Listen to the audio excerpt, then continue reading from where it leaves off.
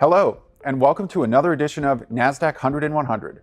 I'm Mark Marex, Head of Index Research Americas at Nasdaq, here to talk about the evolution in the large cap equity landscape in the US.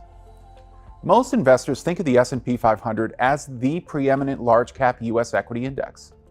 But when you start to break down the exposure, you notice something very interesting. Today, there are almost 200 companies in the S&P 500 that could be considered mid-cap. The Nasdaq US Mid-Cap Index has an overlap of 188 companies, or about half of its exposure by index weight, with the S&P 500 today.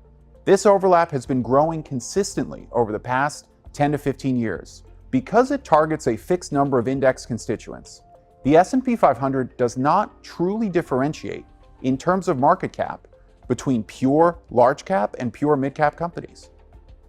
Other leading index providers like MSCI and FTSE Russell follow similar approaches to Nasdaq in terms of targeting a specific percentage of market cap to reflect in a given large, mid, or small cap benchmark, with the exact number of companies changing as the market evolves.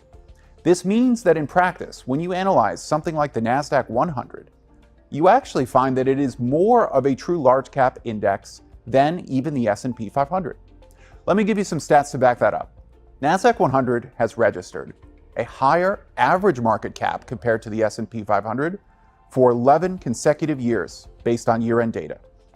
It's also registered a higher median market cap for 12 consecutive years and a higher minimum market cap for 18 consecutive years. In fact, as of market close on June 30th, the smallest company in the Nasdaq-100 was approximately 4 times the size of the smallest company in the S&P 500.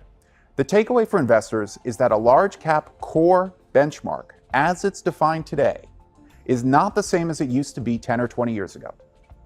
Part of that is due to market concentration at the very top, with the largest Nasdaq-listed names like the Mag 7 pulling away from the rest of the crowd.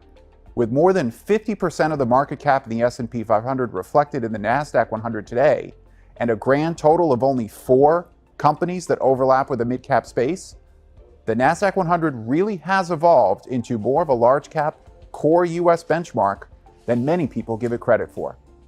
Thanks for joining, and see you next time.